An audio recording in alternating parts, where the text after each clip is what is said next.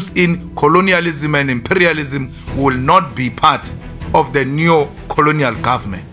Comrades and everybody else who seek to persuade us otherwise, we are making a plea: leave us alone. If this is our natural death, let us die with our boots on. You are not going to ask me to repeat your mistake of 1994. I'm not coming to that past. And easy.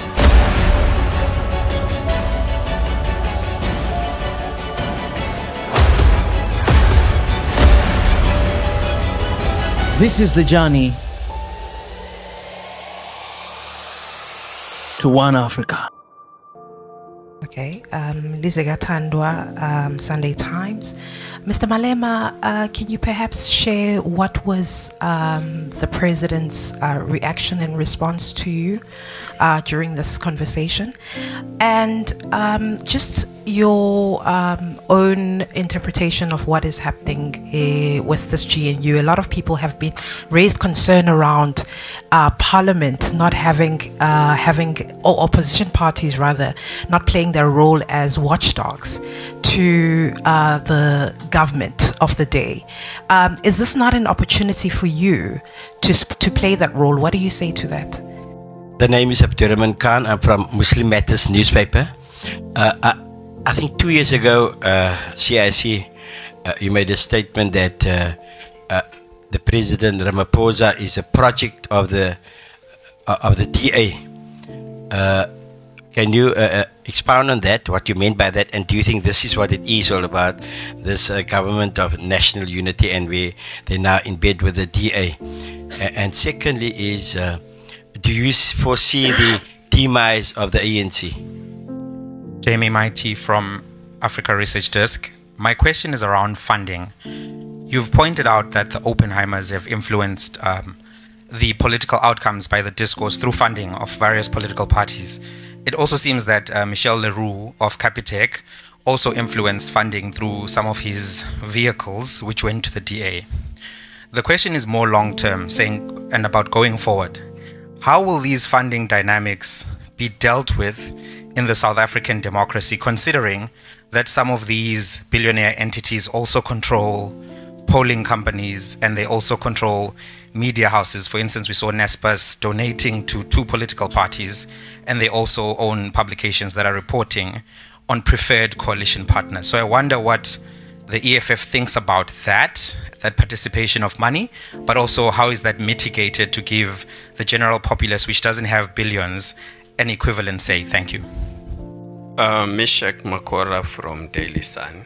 I would like to know from you, Mr. Malema, do you believe South Africa is ready for inclusive government and the proposed GNU by the ANC? Secondly, EFF shares common ground with the ANC, especially on the land issue. Don't you think being part of the GNU would assist to propel the country toward that direction? Well, my discussion with the President were cordial, and he appreciated the EFF's offer and said that it shouldn't be very difficult for them to come back to us with a clear, definite answer. So after the NEC, I'm going to have a meeting again with the President to have a final detail of what is the agreement. And we see that as a role that we're elected to play. We're not elected to be government, that's why we don't have a majority. But if we play any role in Parliament, that's what we're elected to do. We are members of Parliament, we can be chairpersons of Parliament, we can be Speaker of Parliament. It's a responsibility which the electorate said, go and execute. So playing an oversight will not necessarily only mean that you must be in opposition and without any single position in the legislature or Parliament. We remain in opposition in positions of committees, in positions of deputy speaker or a speaker. And that even makes that committee to be more effective, because departments are no longer going to go there knowing very well that they're going to enjoy the protection of the chairperson. So that will give the EFF the most efficient and effective way of holding the executive accountable. And that's why we think there is no contradiction in doing that. The interpretation I've given to you, it's a plan B. The first plan was to buy South Africa through the funding of political parties. That's why there is a party change which was given more than 30 million. It ended up not participating in the election. Then Rise Mzansi and all kinds of political parties given huge millions. And what did South Africans do? Rejected those millions. So this answers the same question. What are you saying about the future funding by these institutions which have got control over the research institute, which have got control over the media? South Africans are going to become more and more wiser. And they've demonstrated during these elections that they cannot be bought. They rejected millions. The Oppenheimers were dishing out money unashamedly. When we say Oppenheimers, we mean all of those people. Oppenheimer is a representative of those multimillionaire families of the Ruperts and the Minels and all of them who have been pumping money to try and manipulate the political landscape in South Africa, and that has successfully failed. So what do? We retreat back to our traditional political parties and then unite them. The IFP is not an organization outside the Oppenheimers. It was formed by them. Who in his rightful mind will give Tlhabisa 20 million? Because he can't even speak to that 20 million himself. So why would someone say, yes, 20 million to Tlhabisa? To do what with it? Tlhabisa was given 20 million and then he was pushed out of the campaign. The campaign was run by the chairperson and the premier candidate of the IFP in KZN. I found Tlhabisa campaigning in Malamulele. I'm like, what is he doing in Malamulele? That's how much he was pushed out of the campaign. But the money was put inside the IFP because the IFP is an entity of the Oppenheimer family. You have all seen at the Prince Mangosuthu Buthelez's funeral, where no less than 4 members of the Oppenheimer family are in attendance. There is a video of them greeting President Ramaphosa at Prince Mangosuthu Buthelez's funeral. The Oppenheimers did not go to Mandela's family. They were not a factor in Mandela's family, a funeral. The Oppenheimers did not go to Obama's lecture in Johannesburg about Mandela, that memorial, what. They were not playing any role. But in the Prince Mangosuthu Buthelez's funeral, they played a prominent role. Why? The Oppenheimers wanted Prince Mangosuthu Buthelezi to be the first black president of South Africa. They never believed in the ANC and Nelson Mandela. That's why when Nelson Mandela's first meetings outside South Africa, he was asked by Britain as to what is going to be the role of Prince Mangosuthu Buthelezi in your cabinet when you win the elections. So Prince Mangosuthu Buthelezi and the IFP have always been the project of the Oppenheimer family. The DA, it goes without saying. They control it. Now, they've got hold on the president of the ANC, and the situation demands that they must all come together. The DA complained and supported the impeachment of the president. The DA complained about Paul Mashatile. The DA complained about all the corrupt people. All of a sudden, they've got nothing to say about those people. That is an indication that someone came to take out the brain and said, we're moving this direction and we don't want to be questioned. Why would all of a sudden the DA see holy and good leadership in the ANC when they've not throughout the years? Is because when the numbers put together, the Oppenheimers see that they will still continue to be in charge. So the ANC played with an opportunity to isolate imperialist forces and the white monopoly capital in South Africa. This was an opportune moment for progressive political formations to come together. The president says to me, we cannot form the GNU without a DA because we want a non-racial GNU. I asked him a question. Are you saying the ANC is not a non-racial organization? Because the ANC is a non-racial organization without the DA. So why would it say, when it comes to government, if there's no DA, we are not non-racial? But when they run their daily activities, including in their constitution, they are non-racial. I said to the president, there are white people in the ANC, in the EFF, in all the progressive formations. White people are found there. If it's about the question of non-racialism, we can still find white people from amongst ourselves. It's not the question of non-racialism. We are not opposed to white people. We are opposed to white supremacy. We are opposed to racism. We are opposed to Afrikanerdom. We are opposed to white monopoly capital. Any other progressive name that gets to be put forward by the president of a white person, Indian person, colored person, African person, as long as that is a progressive name, will support it. I said to the president, we voted for the DA in 2016, where you, comrades, were arrogantly defying and denying us an opportunity to work together in 2016. We said to you, let's work together. You said, no, we don't want to work with you in the arrogant manner you are doing. What did we do? We pulled out where the DA was defeating you. We folded our hands. And I said to him, to show you it's not a question of race, and don't leave here saying I'm anti-white people. In 2016, we refused to participate in municipalities with the DA led by a black person. It was led by Maimani. In Joburg, it was led by Mashaba. We still said, we don't care who are the faces. This organization is a tool for imperialism and for white monopoly capital. So it's not about color.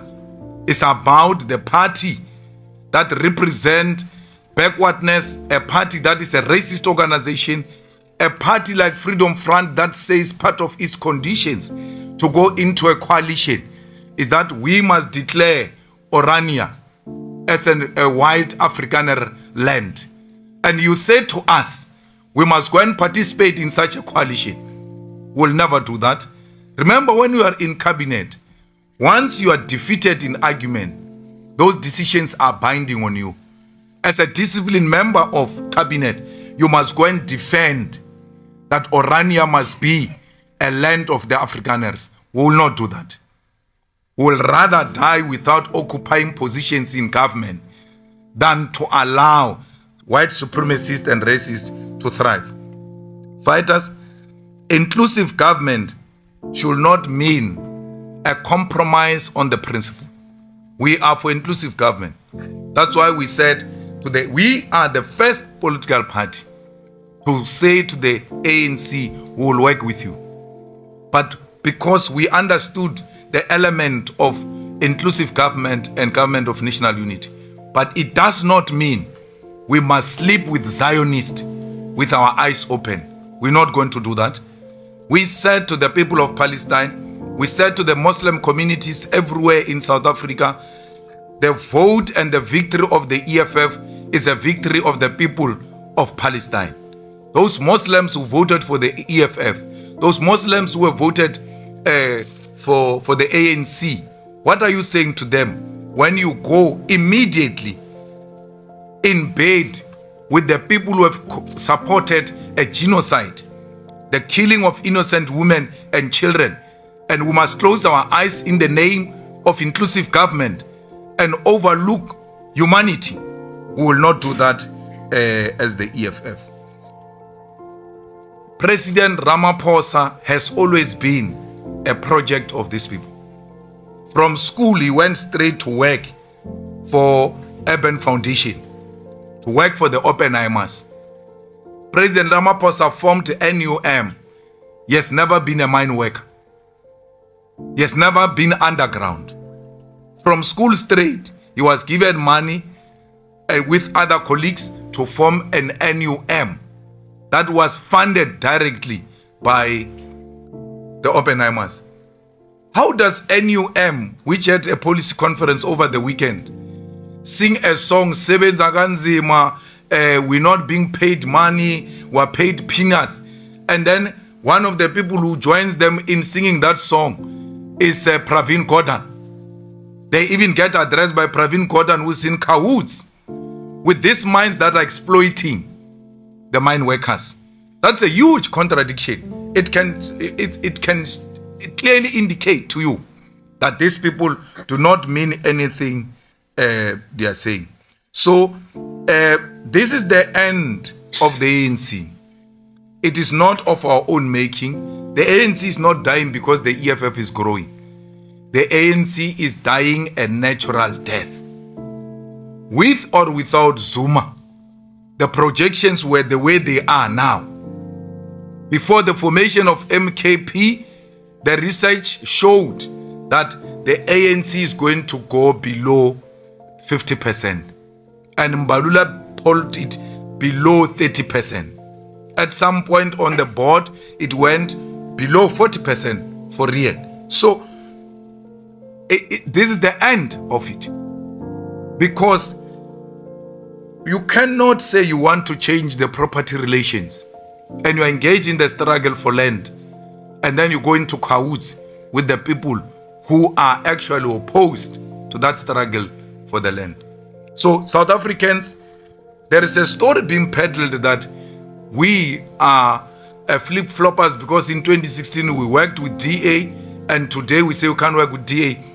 Let's put it on record, lazy readers and lazy thinkers and people with a memory of a chicken, go and check those facts. We have never worked with the DA.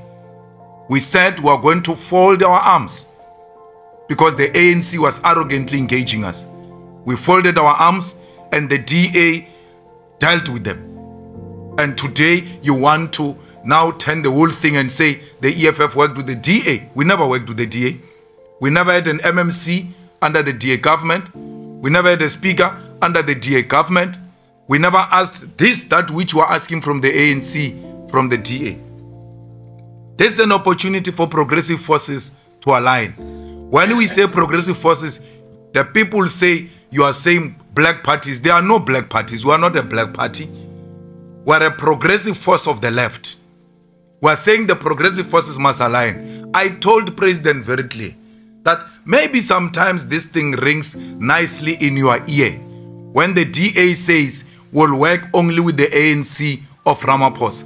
It's not true. The ANC of Ramaphosa lost in Tshwane, in Joburg, in Tekwini, in Ikuruleni and PE. Why didn't the DA offer the president what he is offering them now? Why didn't the DA say there is no outright winner? Come ANC of Ramaphosa, let's work together in Tshwane. If this situation we're in now was the DA in this situation with 40% and Freedom Front with 11% and ACDP with 5%, we're not going to be talking these things we're talking. They would have united and isolated all the progressive forces. And I'm not speculating. I'm telling you facts. Go and check in Tshwane, where the DA has got no outright majority. Did it invite the ANC of Ramaphosa because they can only work with the ANC of Ramaphosa? The ANC is under Ramaphosa now, in Tshwane, in Joburg, in Ikuruleni. Why is the DA not inviting him? It is because Ramaphosa suffers from inferiority. He cannot work without white supervision. To invite the DA is to invite supervisors. It's not to invite progressive white people to come and join hands with us to rebuild South Africa. So we reject this government with everything it deserves, for as long as it puts in white supremacists, it puts in Afrikanerdom, it puts in colonialism and imperialism, will not be part of the neo-colonial government. Comrades and everybody else who seek to persuade us otherwise, we are making a plea, leave us alone. If this is our natural death, let us die with our boots on. President, we're going to do another round and hopefully it's the last round. EWN sitting right here in the front. 1, 2, 3, Sunday World. 4, Kaya. I saw you. 5, Newsroom. 6, with the overall, the red, no, it's not quite the red overall. Number 6. Number 1. Visogoba from Eyewitness News. I know, Mr. Malema, you addressed that the ANC should stop purging your MMCs in some municipalities. I just want to know, what is the future of your provincial Gauteng chairperson, Kululeko Dunga? Is he going to remain in Kuruleli, or is he going to go back to the, or is he going to go to the provincial legislature? Thank you.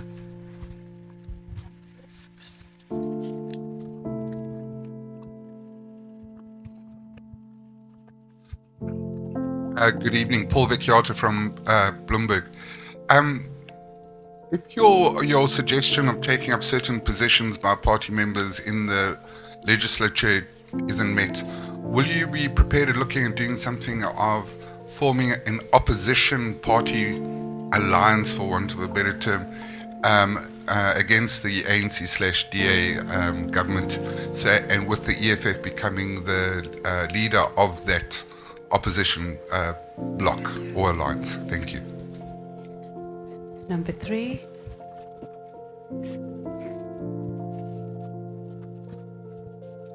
Thank you. Good evening. My name is Mawande. I work for the Sunday World. Mr. Malema, as it relates to the purging, as you put it, of the EFF MMCs, as we saw in Ngoruleni yesterday, and there's already a talk that the ANC has taken a decision that it will divorce the EFF in Ngoruleni as well as Johannesburg. And in line with what you are saying, that you've requested that be put to a stop. If that doesn't happen, what is the strategy of the EFF as it relates to that? And also in Gauteng as well, is the EFF willing to support Mr. Panyaza Lusufi to return as the Premier of Gauteng? We saw that he's been shortlisted as the Premier candidate of the ANC in that province. Since you've been working well with the ANC under Mr. Lusufi in that particular province of Gauteng. About KZN, you say that you will support the MKP to govern in that province because they got majority of the votes.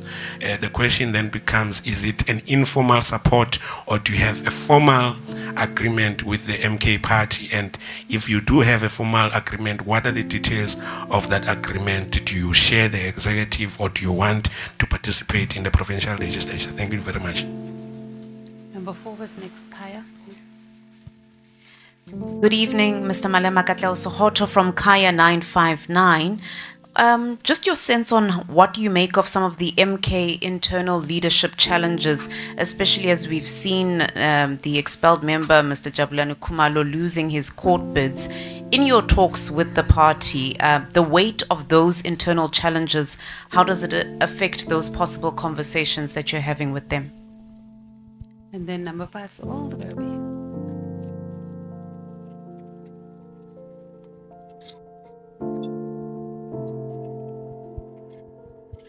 Evening, it's Zianda Ngobo from Newsroom Africa. My question is similar to that of Bloomberg's.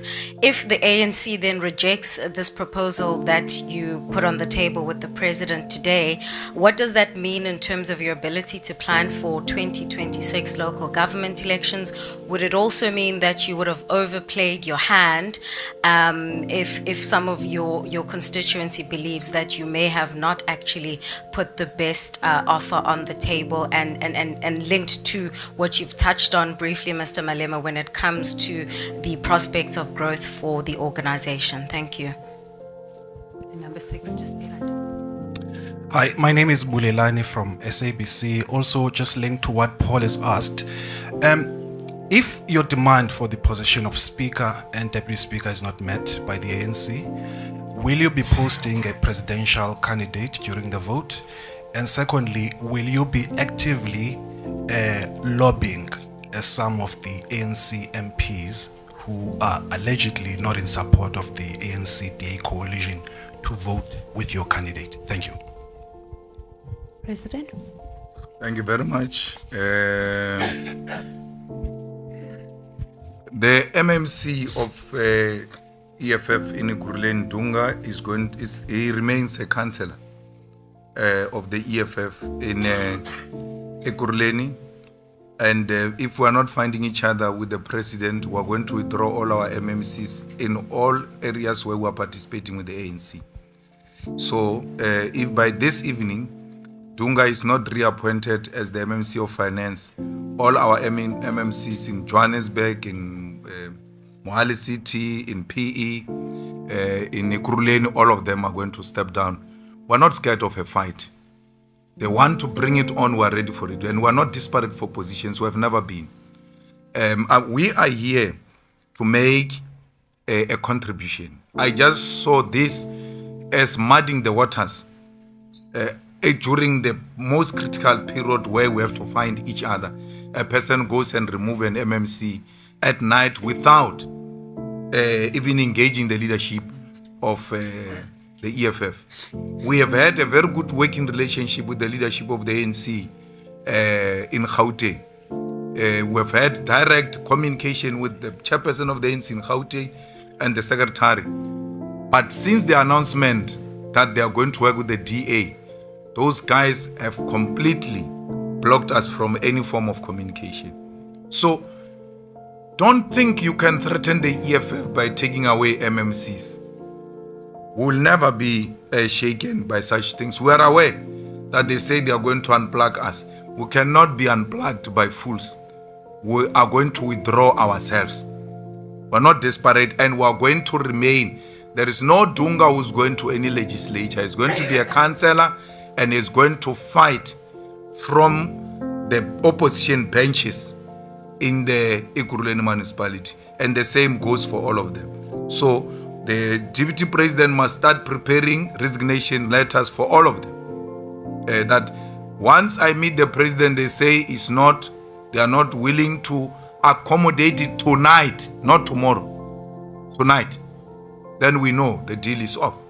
And we can as well just walk away. We are not like Muzwandile Masina, who was desperate till now, bitter to the end, wanting to be a mayor at all costs. So we're not those kind of people who are here for position. South Africa, we have made contribution to the struggle of South Africa at an early age. And it doesn't mean we must exit through ministerial positions or anything. We can exit at any time if the South Africans wish so. But you cannot do away with the kind of contribution we've made in the struggle for the total liberation of our people in South Africa. So be rest assured, we cannot be intimidated by positions. Positions are never anything. Listen to all these ex-prisoners, gangsters, and all of them, how they negotiate. They tell you position from when they enter the gate. No principles, no nothing. The DA has got no principal agreements with the ANC. They've agreed on positions. They actually told him that we want 1, 2, 3, 4 departments, and those departments must be exclusively for us, and you must not interfere. And he says he has refused. He said, no, we can agree on ministries as to which ones that should be left to the president. And there's no ministry that can be exclusively for white people of the DA. Because cabinet ministry means a collective leadership. So it can't be that there are certain departments which are not accountable to the president. At least if he's honest by that, then we know that there's already a contestation. Right at the beginning, they can't find one another. So let's allow that process to unfold. If the DA goes into government, and this must be known to all of you, if the DA goes into government, the official opposition is MKP. That's what you must know. That's how it works. There's no one who's going to be in government and still be an official opposition. And MKP and ourselves were together. We shall be official opposition together. We'll help each other in that role together. We are more experienced than them. We've been here. And we've got a cordial relationship with them. So even when we are chairpersons of the committees or speakers, we remain opposition. It is allowed. They can't say you are now a chairperson of a committee, you can't be an opposition party. No. The IFP was the chairperson of SCOPA, and it remained an opposition party. So our acceptance of this responsibility, if Veronica becomes a speaker, it doesn't mean anything about EFF being an opposition. It remains an opposition party opposed to the current government. There's no need really. The people of South Africa must swallow what they've decided to chew. And they decided to chew 40% of the ANC. So why should you field a presidential candidate for what? That's what they said they want. Why do they go and make decisions and they hope someone is going to rescue them from the other side? It's their own decision. They chose load shedding. They chose Ramaphosa. They chose the highest level of unemployment. They chose racism. That's what they chose. So if the ANC fails to come together with progressive formations, we are prepared to sit back. But let's tell you, we'll fully participate in this parliament. And this time around, we have taken a decision not to play a role of a disruption, of being robust, of engaging to a point where we follow up that which was rejected illegally in parliament through peaceful protest on the streets. You will never see us on the stage. You will never see us fighting with any bouncer, anything of that sort. We are here as a 10-year-old organization with mature parliamentary politics, well experienced, to make sure that the views of those who voted for us are well represented. From now onwards, when you say there is a racist at our work, we check the historical tweeting of yours. If you have been tweeting ANC, DA, go and fight with those white people alone. We are now representing our own people who have been supporting us. Skatele manje. Skatele. We are with our people. And let me reassure you, this party is going to grow. This deal is the best deal you can ever think of. We did this deal almost the same in 2016. What happened after 2016? We increased our votes in 2019. We moved from 25 members of parliament to 44 members of parliament. So we have never engaged in a deal that is detriment to the growth of the EFF. We've always made calculations as to how do we grow our movement. So we are well within our right. We have not lost our support. The base that we started with in 2014 were not there. Anyone who says we are back there is not true. We are not in 2014. We have just lost some few seats and we are going to bounce back very strongly in 2026, and we are going to work in a focused manner. If you go and look at the list of the EFF now, in the legislatures, in the national parliament, in the NCOP, and look at where those people are coming from, we no longer put people who come from constituencies that don't vote for EFF. We are now choosing people who are choosing the EFF. We are a national organization. We'll find footprint everywhere. But we're not going to have, for instance, over-representation of people of KwaZulu-Natal in this parliament when they've not given us anything. They will get what is proportionate to what they gave us in these elections. And that applies to everyone. So we need to make sure that we all, if we need the assistance of the EFF, let's vote for the EFF. After the election, someone sends me a video of a community drinking water from a well. A well is like a hole. So they take water with a cup, put in a bucket. They say, no, can you do borehole for these people? Then I said, that's fine, we'll do a borehole. Send me the VD results of that voting station. And then they said, ANC, so why are you sending me this? Go where you voted. You don't know where you voted. Why are you coming to me? So when a water comes from a well, it tells you that there's too much water underground. Even when you drill a borehole, you are not going to struggle. Yet an ANC councillor does not drill a borehole. The ANC municipality does not drill a borehole. The ANC government does not drill a borehole. The EFF must go and drill a borehole. No, we now know the VDs that have voted for the EFF, and those are the people who are going to service. It doesn't mean we can't grow our base into the other constituencies, but as a party, you need to have your priorities right. Otherwise, you are going to undermine your growth. You are going to invest your resources where there are no dividends. We need dividends now. I'm really pleading, whether we like MKP or we don't like MKP, if you want peace in KwaZulu-Natal, which is not going to be instigated by MKP, which is not going to be instigated by EFF, that violence, the people are going to rise.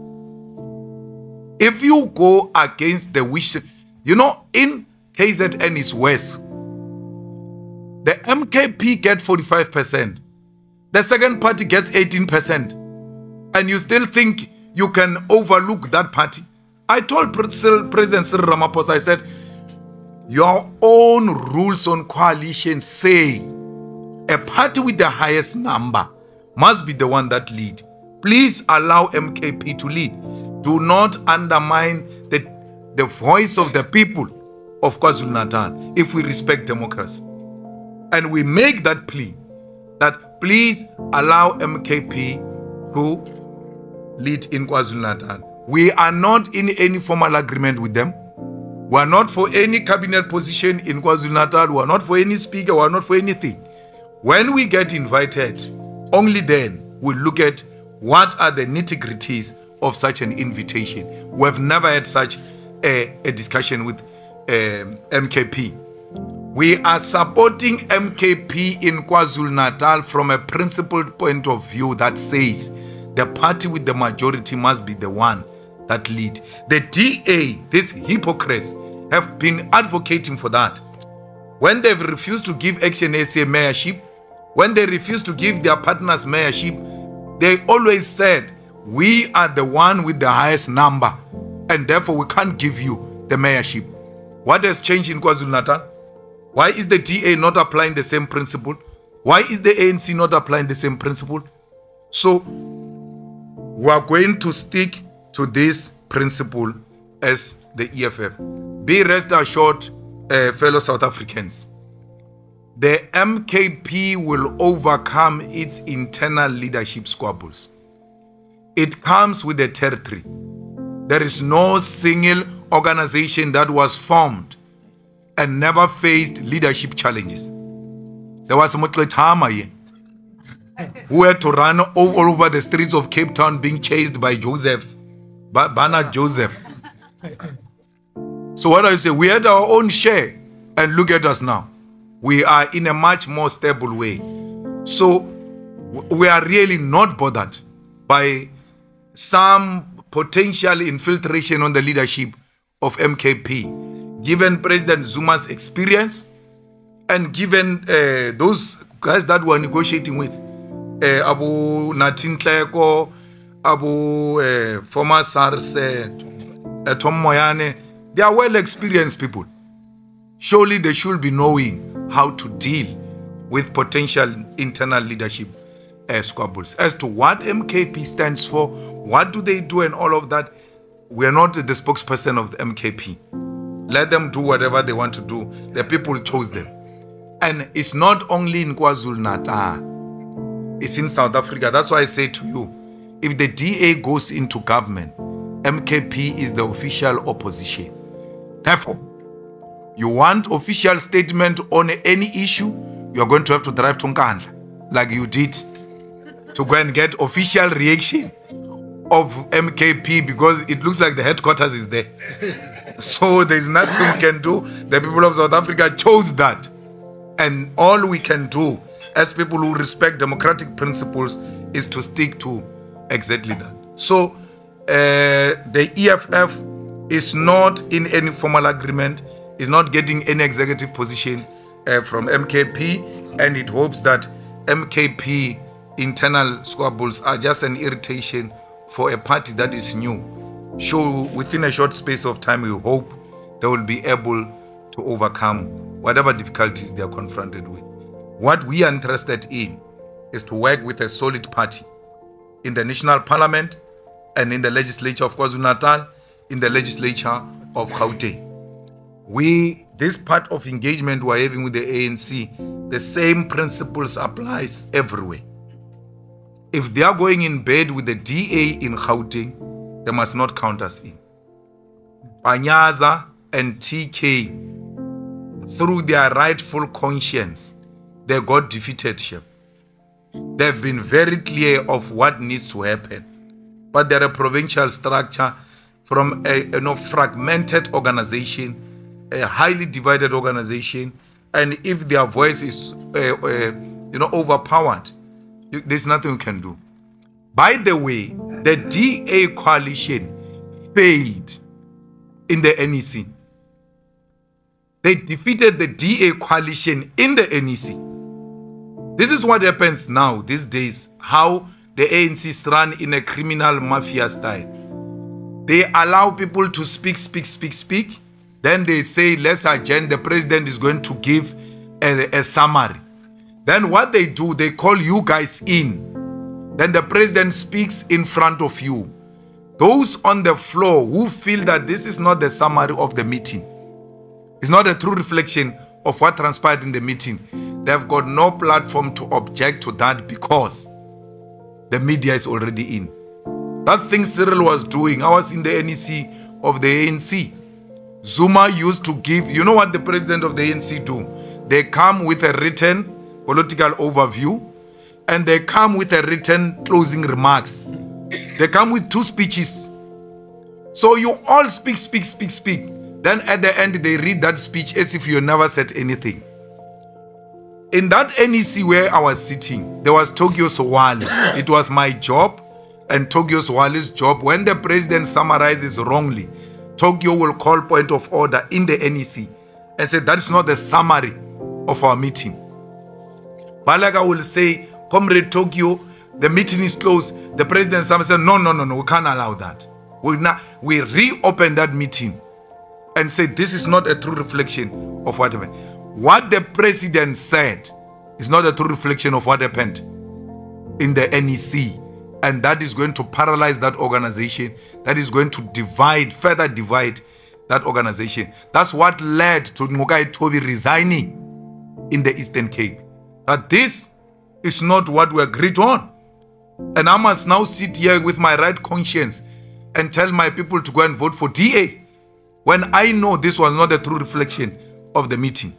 So, but that is their own internal problems. So all I'm saying is, it's not like this matter of the DA is enjoying the popular narrative even internally in the ANC. It's a lie.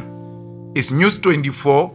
Is that foundation of the Oppenheimers, Brandhurst, that says, no, this is a popular view, or the markets and all of that. We chose the markets for 30 years. Look at us now. The president says, no, we've done this in 1994 under Madiba, and we can do the same.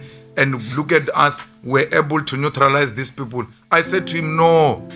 Our anger today as the youth of South Africa is, you guys gave a lot in CODESA and in 1994. The National Party came in, neutralized you, made you to adopt a constitution that is going to restrict you. When they knew they had you at the corner, they pulled out of the coalition. You are not going to ask me to repeat your mistake of 1994. I'm not coming to that past. And easy. Thank you.